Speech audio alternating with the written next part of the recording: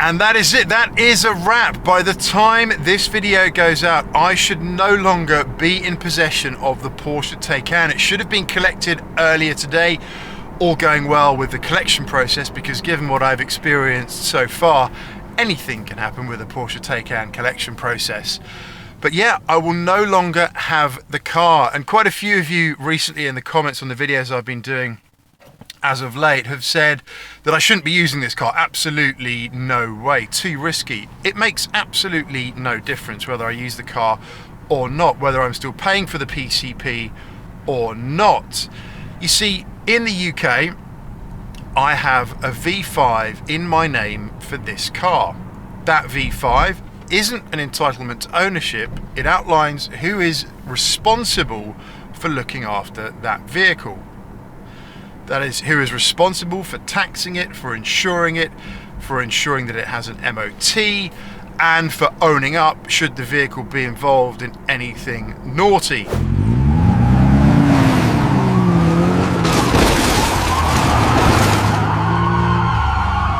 So fingers crossed we are well behaved. That V5 is in my name, and until Mannheim accept the return of this car, they've inspected it at my home and said, yep, the car is good, and driven off with it, signed the V5, etc. Only then is the car no longer my legal responsibility. So I can still drive it now. Whether I'm still paying for the PCP or not is irrelevant. The car is still insured, so if something happens to it in the PCP, God forbid, then it's my responsibility. If something happens to it today as I'm driving it, God forbid, it is my responsibility. So the PCP part is absolutely irrelevant here. And indeed, if you're on a PCP, you never really own the car until you've made that final balloon payment.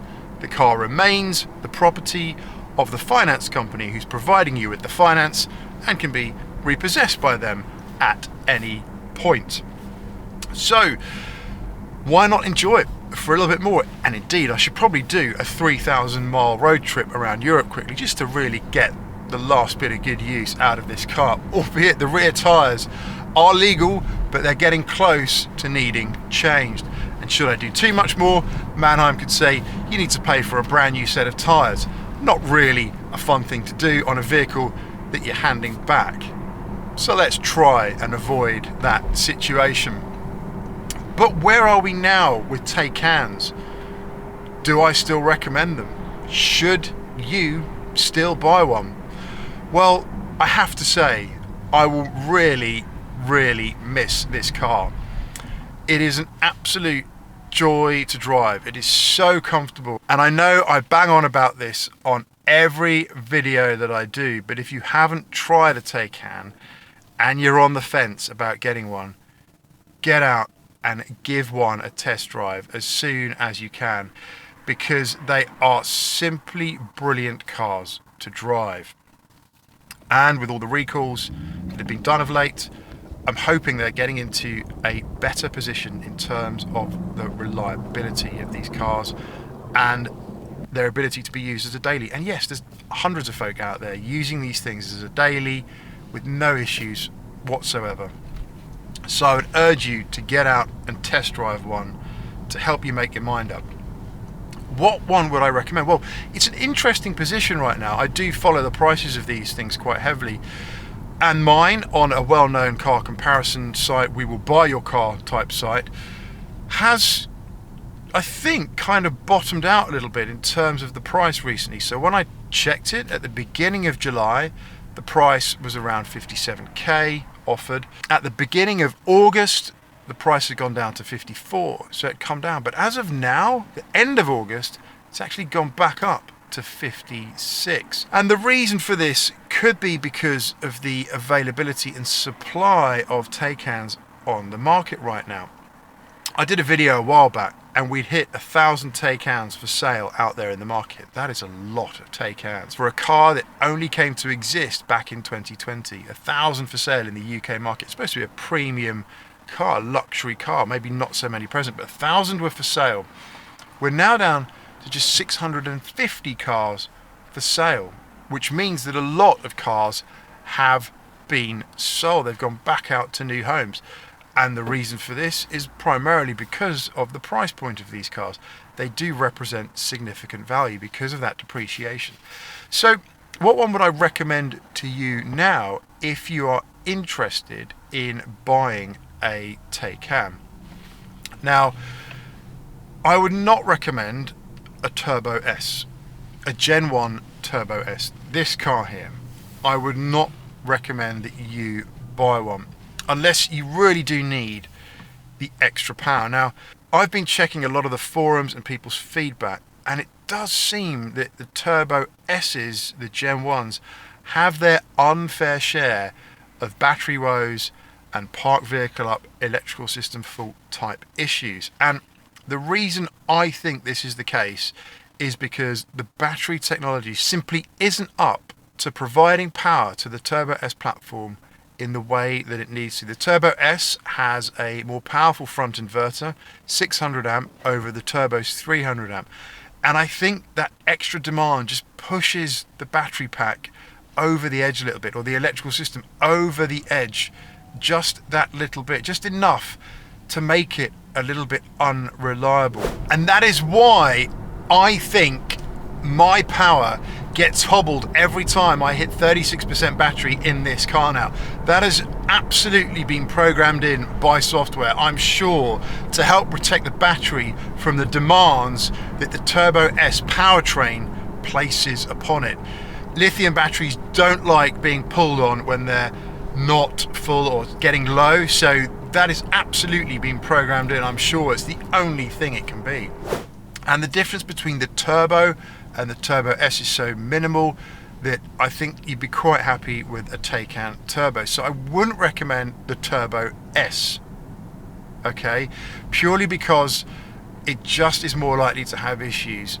You can if you want, if it's under warranty, fine, all good, but you could be without the car if it does need to go in for any issues. So consider a GTS or a Turbo.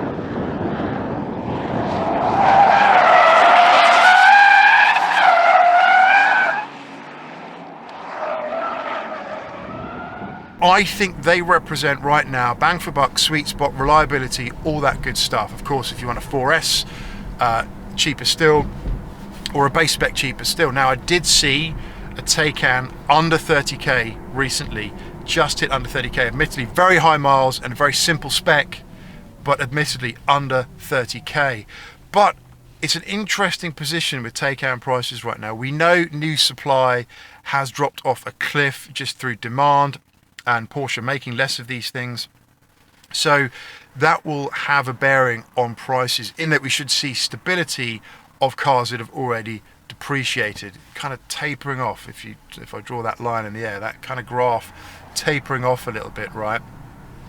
Obviously from new, these cars will still have a significant drop off a cliff to full, and Gen 2's still coming down in price significantly. Indeed, new incentives being offered by Porsche on brand new cars to shift them off the lots. So you're in a great position as a buyer on these cars for sure.